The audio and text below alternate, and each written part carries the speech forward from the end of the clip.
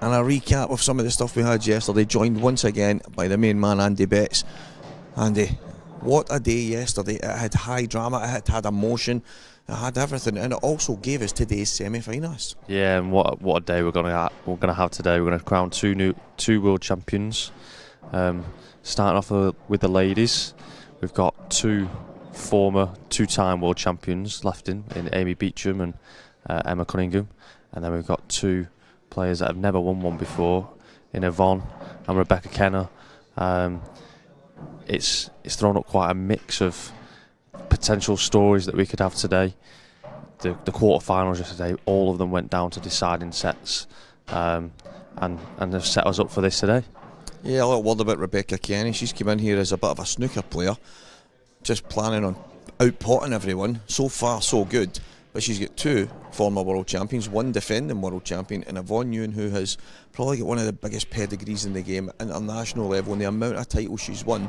She's not got her hands on a world title, she'll be wanting that, but I'm pretty excited about seeing what Rebecca Kenny can do in that kind of company, because semi-final, final, winning these is not easy, but if she can outpot everyone, what a story that would be. Yeah, I saw her practicing a couple of times where she was just potting balls off the table, that sort of thing, and what it will come down to now is when you get into a real battle, when to go for it, when not to go for it, patterns of play.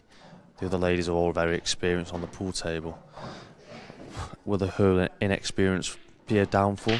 Who knows? Or will the fact that she's just going to try and go for everything sort of thing do her a favour and sort of blow her opponents away? Only time will tell. Well, she's going to have to beat the current world champion, the defending world champion Emma Cunningham, who came back to the IPA last year, stormed away with the world title, but then had a pretty decent year on the tour as well. So it's not going to be easy for Rebecca, that much is for sure. No, it's not going to be easy, and Emma's actually playing over there right now in a mixed doubles with Liam Dunster, a title that they're defending in that section as well. So she's getting a bit of a warm-up as well before she plays Rebecca. That can only help her, I guess. So yeah, you can't get many tougher ties than what she's got right now. Yeah, Yvonne and obviously Amy Beecham. Amy, a former world champion. Yvonne trying to get her hands on it. That'll be another cracker. Yeah, Amy's quit her job to go full time playing pool now. So this is sort of the start of that, I guess. And again, there's not a better way to mark a sort of gamble that she's taken in going full time. And then Yvonne, who we've seen around here so many times, a great character around the IPA. That could be a great story, her picking up her first world title.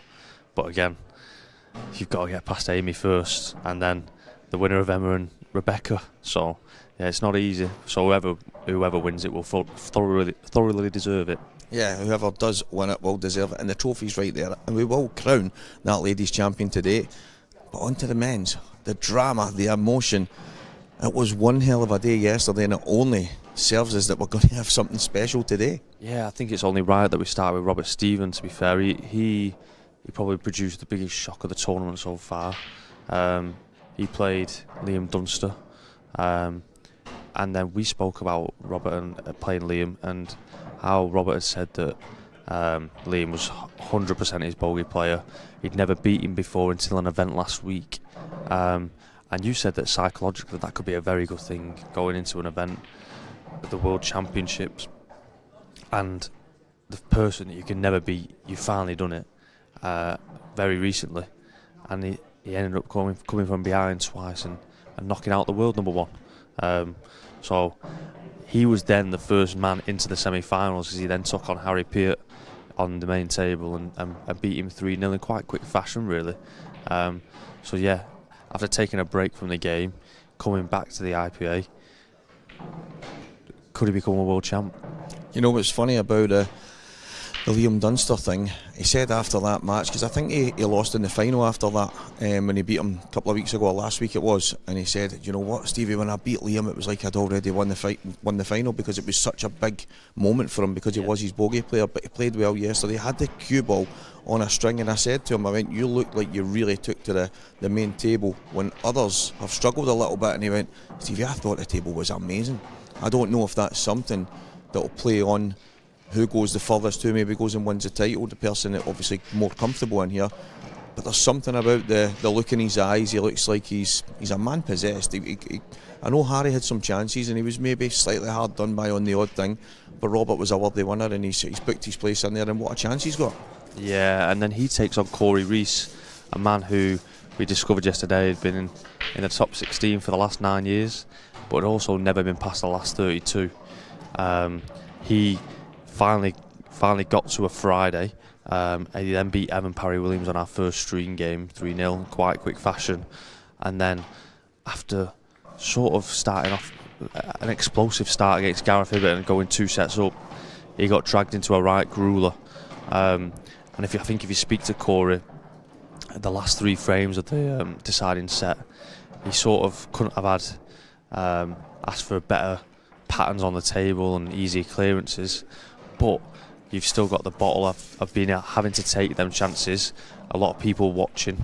He actually snooked himself when he was on a clearance to win the match, and managed to pot out of the snooker and then thin the black in. What a man that's experienced winning IPA titles before, but never a world title. Could he be the man to take it as well? Yeah, it's something just different about this. But obviously, on to our other semi-final coming today, and the matches that they had yesterday. Dan Davey, Lee Shepherd. We had a little bit of drama, we had the excitement, we had the emotion, we had a little bit of everything between both of their matches. Yeah, I think they're sort of competing for the title of comeback king, the both of them really. Obviously, we spoke about Dan yesterday coming back against Jake Dillon-Dulov. Dan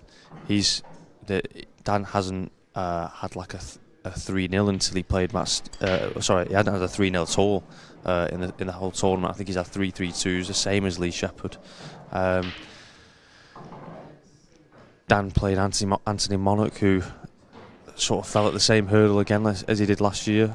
I'm sure he'll come back, but Dan took out the final set 4-0 really well, to be honest. And then Lee Shepherd, wow. What a game he served up yesterday against Clint. Again, coming from behind. Yeah, I mean, I spoke to young Anthony on his way out last night, and he was actually really proud of his achievement. He started last year with a quarter-final at the World Championships. He then had one of the most amazing years on the amateur tour. He's now obviously going to be in the pro ranks for 2026. Gets another quarter-final. For an amateur, as a calendar year goes, it's not too bad, or as a full IPA calendar year, should I say.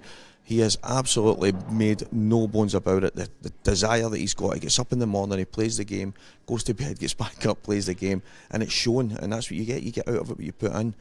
Dan had to dig in. For me, he actually looked dead and buried a couple of times. But Dan Davey, he never said die attitude. In that interview, I had an interview last night, it was quite funny. He's getting a new cue, thanks to someone that took his old one. But the new cue, he said he's probably never played as much Cuesports in the last maybe 2 or 3 weeks as he ever has. They say about 50 frames of snooker a couple of days ago, and he's just been putting in that time, and then it shows because he's got that never say die attitude. He looks really sharp, and he deserves his place in the semi-final. Yeah, we've sort of got like 4 players in the semi-final that have all got a great story behind them into what would be a fantastic world championship win. So yeah, everyone's sort of torn as to who they're thinking, who they'd like to go and win it. Sorry. We kick off on the main table with Robert Stephen versus Corey Rees. Both players are actually playing right now. Corey's playing in the mixed doubles and Robert's playing in the seniors. And then on the 2 side streams, we'll have both ladies semi-finals side by side. And then on the main table, we'll be followed by Dan Davey and Lee Shepherd. And then we'll have the ladies world final, and then the open singles final after that, about 8:30. So, what a day we've got. Yeah, I mean, if yesterday was anything to go by, today should be unbelievable. Andy Betts, thank you very much, mate. No problem, you're welcome. What a day we have in store here at the IPA World Championships. We are going to crown 2 world champions, so please join us a little bit later.